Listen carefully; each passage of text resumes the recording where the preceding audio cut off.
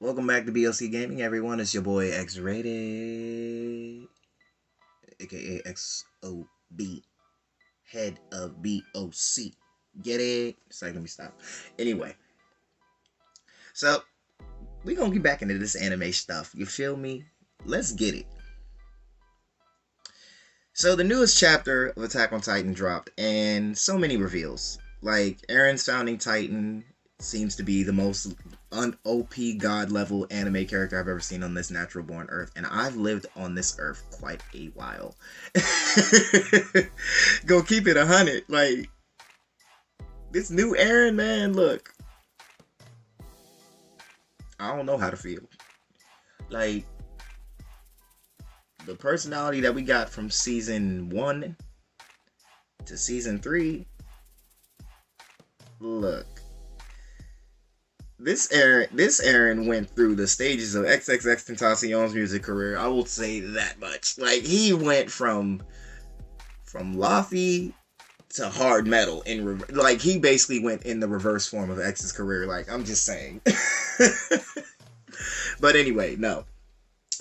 So the anime community seems to be extraordinarily divided when talking about Eren's actions as of late, and with the manga for Attack on Titan coming to a close within, I want to say, at least the next 2-3 months at most. Like I picture the manga ending anytime between May and June at most. And I say that because there's a large percentage of people that feel like what Eren's doing is bad. Like Eren becoming the bad guy was a horrible decision for the writers. And then you have that larger perspective of fans that think what Eren's doing is right. Now, me personally, I sympathize with what Eren's doing. I really do. Because when you realize, and I'm speaking on the behalf of certain people, because I have some friends that really do enjoy Attack on Titan, both the anime and the manga, who don't differentiate between the two. But it's one thing that these two individuals that I'm close with personally that can agree upon that shit. It's 50-50. Like I was having this conversation yesterday with one of my buddies, and he was like, I feel like Eren's just gonna end up killing himself, blah blah blah. I mean, to be completely honest, he's got the attack, the Warhammer, and the founding. But he did get the founding Titan by default, if you want to put it in perspective necessarily. Because his father ate the founding Titan, or the default of the founding Titan, and ergo passed it on to Eren by turning him into a mindless Titan so he could eat him. So that really triggers a whole bunch right there. Now, if you think about it from Eren's view personally, the Marleyans have caused Eren quite a bit of heartache. You know, they turned his father's wife, his first wife, into a mindless Titan, who we found out was the Smiling Titan, who inadvertently was the Titan that killed Eren's mother. And in the process, came back at the end of season 2, killing, one of Eren's childhood friends, who was a friend of his family's for his entire life, really. And Eren sat idly by both times, watching them both get eaten, unable to do anything. But in a sense, with revenge with the Smiling Titan, only continued the headache for Eren. Like, obviously because of the Titan's powers, it includes memory inheritance, which in this case, Eren realizes that his former stepmother is the one that ate his mother, and the one that killed his friend at the same time. And in revenge, he killed her.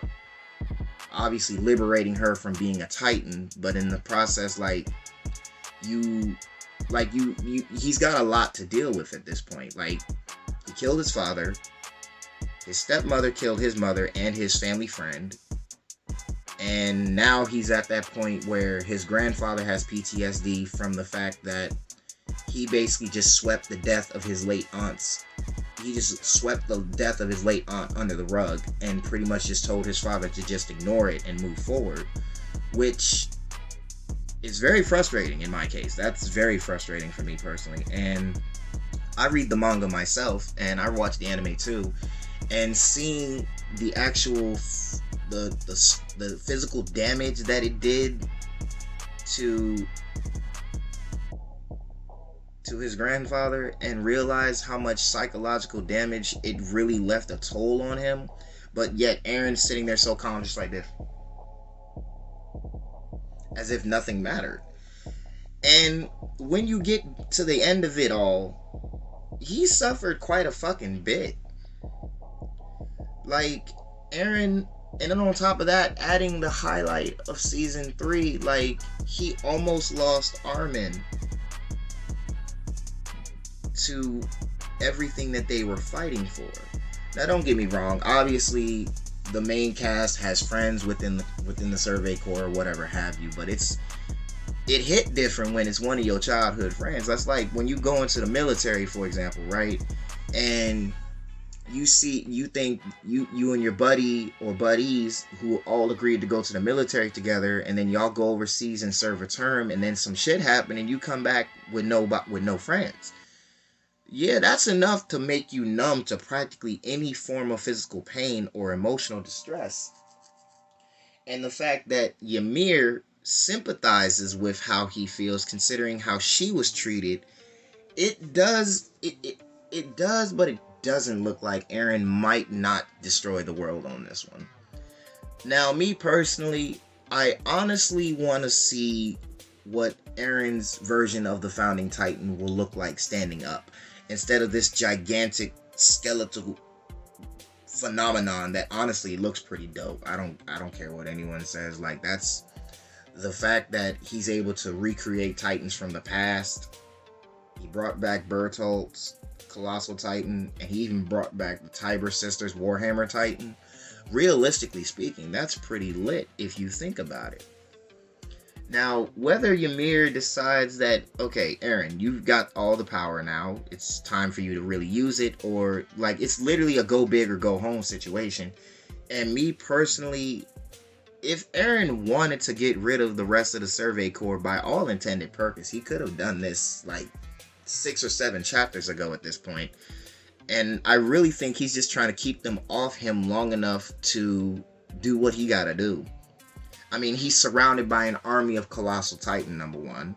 His skeletal being is able to create physically unmeasurable numbers of Titans from previous generations, and all of them being pointed in the physical direction of everyone he ever knew.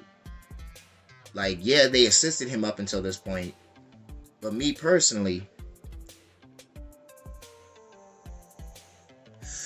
like, when I saw Eren fight, like, literally reveal himself to Reiner, and then reading first of all, I read the manga first. Now, reading the manga, spoilers, by the way, if you guys aren't familiar with any of this, I suggest you go watch the anime or read the manga. I don't care which one you do.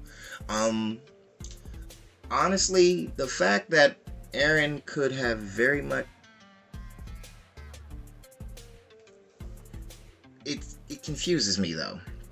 Like, Eren had the strategic ability to basically run roughshod, ran interference, walked away with only 1 out of the 3 Titan shifters that were in his general vicinity. Now, yeah, before anyone tries to sit there and say, like, the Warhammer was proving a worthy adversary, indeed, she was. No doubt, she really, really was. Probably the most aggressive out of all the Titans that I've seen Eren fight, at least one-on-one. Like, no cap. Like, seeing Eren go head-to-head with Reiner the second time, that was a good fight. Seeing Eren go berserk rage on Annie, that was hit. Seeing Eren go head-to-head with the Warhammer Titan had me at the edge of my seat. Not gonna lie, it was a good read. But realistically speaking, the way Eren felt towards Reiner, or in this case currently feels towards Reiner, he could have very much easily killed both of them and just took their powers. And I feel like the writers did that on purpose, because like that was a 3-for-1 deal, for real. Because if you read the manga, you look how fucked up Reiner was after just barely getting into it with Eren at his current form.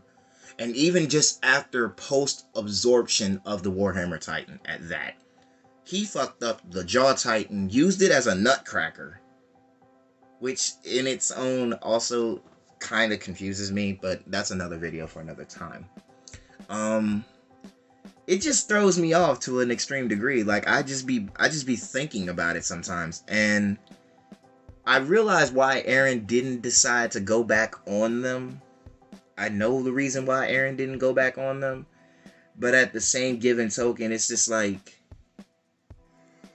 after what Reiner put you through all those years ago, nigga, I want smoke. Fuck you talking about? Forget that. Like, you know what, Reiner, bring your slightly broken in the head ass here, boy. You and the midget. Okay, you and Simba from Lion King, bring your asses on over here real quick. Like, you want to get this smoke? Like, I'm going to show you these new powers type shit. That's all I'm saying. That's all I'm saying. Like, me personally, like, Eren could have walked away with the Warhammer, the armor, and the Jaw Titan. Like, all bets would have been off if Eren had all of those powers. I'm not going to lie. Like, and adding the fact, like, he does now have the default of, you know, the Founding Titan. Like, just saying.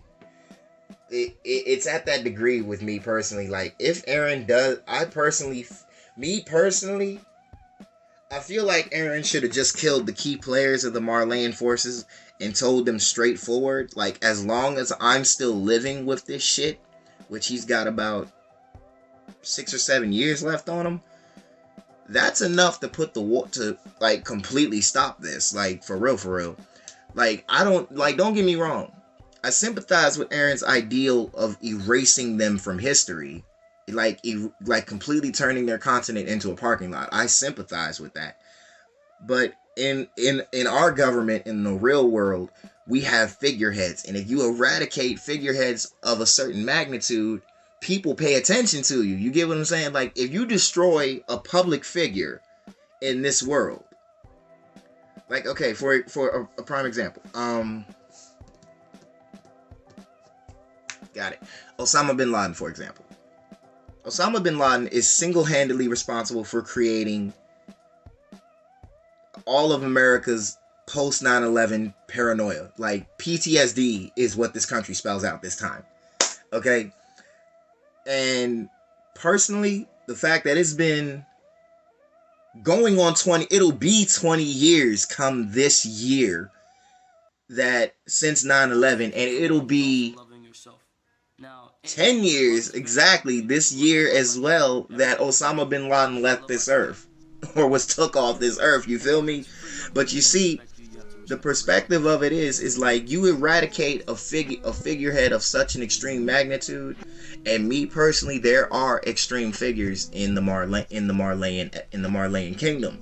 You destroy, you wipe them out, and stand on top of these idiots. You know what I'm saying? I'm talking about Eren. Strike your pose, my G. Like, strike your pose. Look down on these niggas. And tell these niggas, like, don't even say nothing. Like, don't even say nothing. Just look at them. Because if like, both the manga and the anime form of how Eren immediately wiped out the entire Tiber mansion and delivered that signature roar of his, whether it be in the dub or the sub, it don't matter. Either one, that roar is lit. I don't give a fuck what nobody talking about. At me then. Fuck. But no. If Eren just destroys all the elites of the Marleyan Empire, they won't have anything to say. There will be nothing to say. Like, you stand at the front hold with all your people. I'm talking about Levi, Mikasa, Pick, everybody. Like, make it clear to them, like, look, I have 4 Titan shifters in my hand right now that I can make them, I can tell them to go do whatever to you. And at the same time, you was like, I got the founding Titan. You feel me? Like, I could pass this shit on. And if anything, keep it 100. To keep it 100. To keep it 100. This would stop all of that. Like, this would most definitely bring all the people from Paradise Island, right? All the people with inside the walls. Bring them into the Marlene Empire. Rename, reshape that bitch. And ain't nobody saying nothing. Eren can sit right there on the throne next to Historia and act like ain't nothing happened. And when push come to shove that Eren about to be on his last year of life, you know what I'm saying? You could eat, for all I care, you could go down that road of Ymir Fritz and just have your kids eat what's left of you so you can keep that shit going. No cap. Because all the shit that Eren had been through in the time span of 5, maybe 6 years almost. Please. Me personally, I would have done 8, damn near, I would have ate every one of them niggas at that point. I'm not gonna lie. I would have been 8 Bertolt. I would have been 8 Reiner. I would have been 8 the Jaw Titan. I would have been 8 the Warhammer Titan. Man, look. Even if Zeke is Eren's half brother, like me personally, like I ain't about killing my own brother, but real talk, like nigga, you are responsible for some of this shit that happened. So you do gotta like, pay for some of that shit. And if you don't want to pay for it with, in your blood, sweat, and tears, you're gonna pay for it by having your upper body ripped out the back of this Titan. That's what that is. No cap. So in all honesty, I sympathize with why Eren wants to destroy him. But my perspective of it is, in our world, in the real world currently, you destroy these high profile politicians, man. These niggas is scared.